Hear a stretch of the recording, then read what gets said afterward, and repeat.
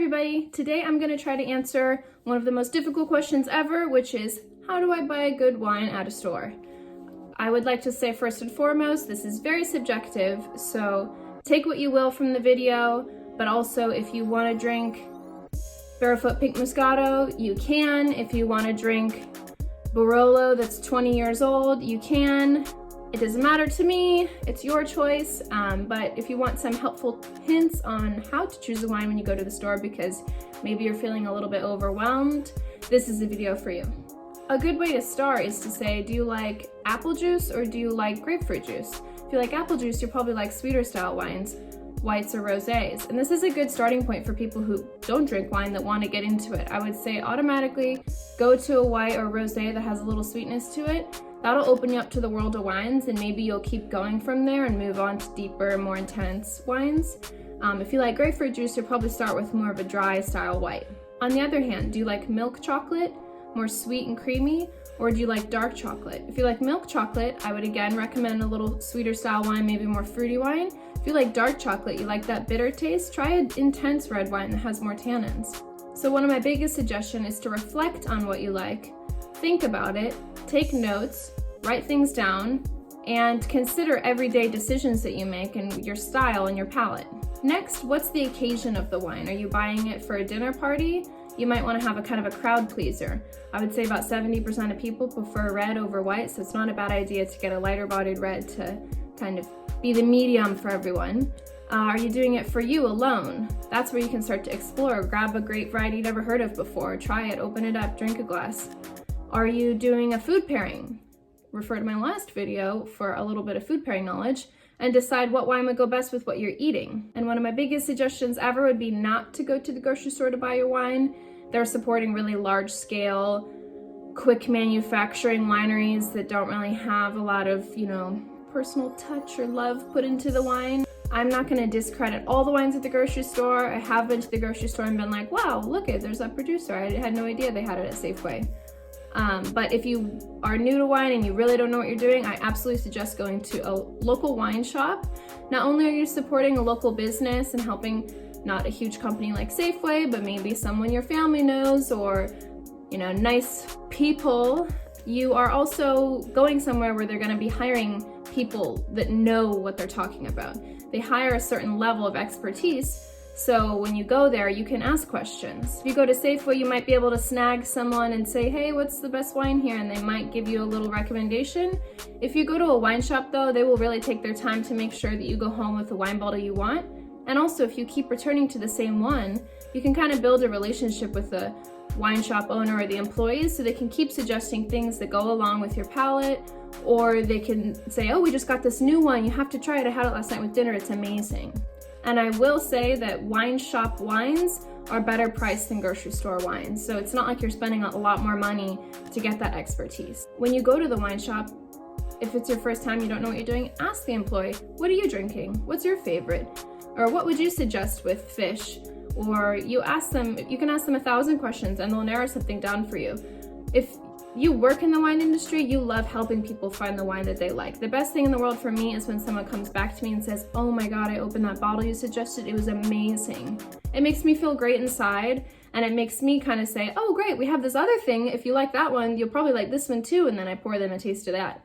So if you kind of build that relationship and then you also take responsibility for what you like, but also the shop owner or the employees will start to take responsibility and they'll start to help you kind of form your little path. Another great thing about wine shops is that oftentimes they'll have tastings like Friday nights or something where they go through regions or grape varieties. So you can also become more of a part of that and start tasting the wines that most of the time they have on the shelves without having to buy whole bottles at a time. So what do you do when you walk in the store and there's thousands of wines everywhere and they're all staring at you in the face and you don't recognize any of them?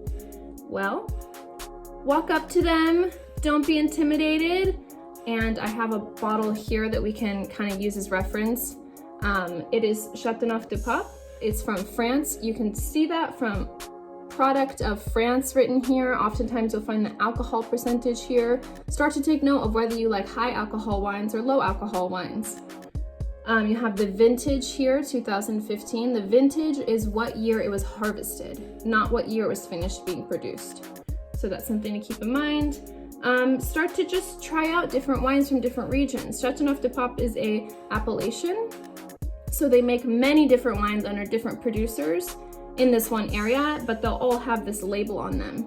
So you can try, for instance, Chateauneuf-du-Pape, take home a bottle and you can say, that was really good, or and you can either keep tasting in that region, try different producers, or you can skip and say, I'll go to Northern Rhone now. If I can make one suggestion, I would not take the point system too seriously. What Robert Parker thinks or what other wine tasters think is not always what you may like. And also, I hate to say it, but a lot of times these points are awarded to maybe some people that are paying some paychecks for these wine tasters, so it's not always completely unbiased. So I would kind of avoid taking them too seriously and just asking people in the shop more what they think is good and not necessarily what Robert Parker or, Wine Spectator, things like that say.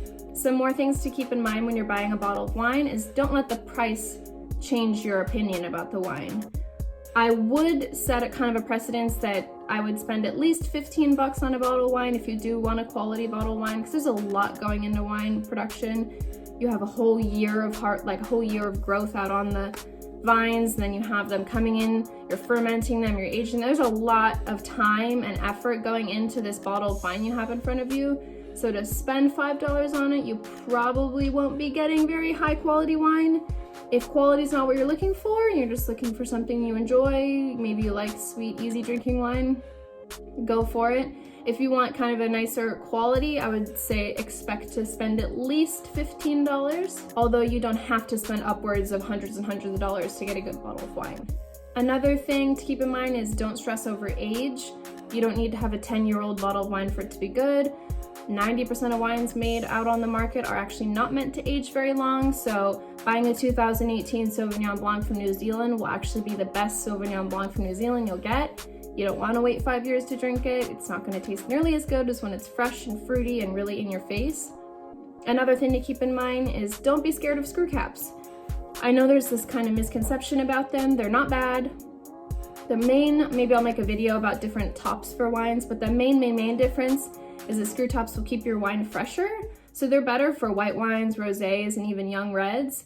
If you really want to do long-term aging, I'm talking 5 years and more, then you're going to want a cork because it helps the oxygen transfer. But most people aren't looking to age their wine, so don't be scared of screw caps at all. And last little suggestion would be keep learning. So I'm not asking you to take a SOM course or to go spend a whole weekend wine tasting. But when you go to the store and you see a region you don't know, maybe pull out your phone and Google where it is and what the style of wine's like. And that way you can kind of keep track of what you like and what you don't like. It's mostly about finding what you want, not what people think is the greatest wine ever or what you read about in this magazine. Of course, those are good starting points. Once you kind of start adding to your encyclopedia of wines, you can start skipping over some that maybe you used to like but you don't like anymore, going back to ones that you tried that one time in that one place and now you want to drink more of it. It's all about just finding what you like and experimenting. My last bit of advice would be if you really don't want to spend a lot of money but you want a higher quality wine, to avoid certain wines. So for instance, Pinot Noir is one of the most finicky grapes in the world. It's very hard to grow if the climate's too hot. It's just too jammy, it doesn't have a lot going for it. If it's too cold, it's very vegetable-y, so it needs this very precise weather. And the actual grape itself is difficult to maintain. So you're not gonna get a super cheap bottle of Pinot Noir for a good price. I would personally put like $25 on the cheapest bottle of nice Pinot Noir I'd buy. Another thing is people walk into my work and say, oh, I want a nice cheap bottle of wine. Can we do Pinot Noir and Napa Cab?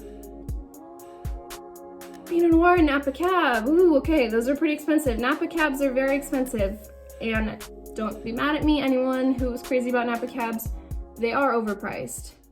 I love a great Napa Cab. Some of the best wine in the world is coming out of Napa right now. I'm not complaining about it, but it's overpriced. When you look at other wine regions of the world, like you can get a 2013 Barolo, which has much more tradition, much more time, much more effort put into it, or 2016 Cab for the same price, you start to kind of question if it's really worth the price. Of course, there's factors going into it. California has much more expensive water. they're doing higher tech kind of production. There's a whole world that goes into the price. But if you want to not spend a lot of money but keep that high quality, I would actually suggest doing European wines, particularly from Spain or Italy. Greece has great affordable wines. These wines are more traditional in style, so they have less money to invest in the tech part of it, or these crazy fermentation styles, or planting brand new vineyards like a lot of times in California. So the prices will be a bit lower compared to the quality. I could make a video about regions that are next door neighbors to really famous regions with high prices that have the same style of wines and similar quality, and suggestions about wines to try for good bang for your buck, basically. But this was more of a general knowledge of what to do when you go to a wine store.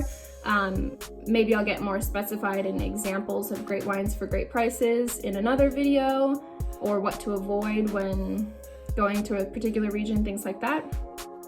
I hope this was helpful for everyone. If you have any extra questions, something I didn't cover, if you want a suggestion for something, absolutely leave it in the comment section or DM me. So YouTube, this is the only thing I can do. I can just add this little handle here.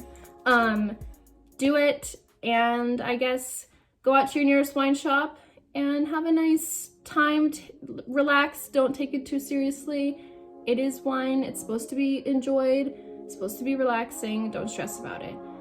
Thank you guys for watching, and I'm thinking about doing these videos every other week because my schedule's just a bit too crazy to do them every week. So write any suggestions for videos or questions that you have in the comment, and thank you.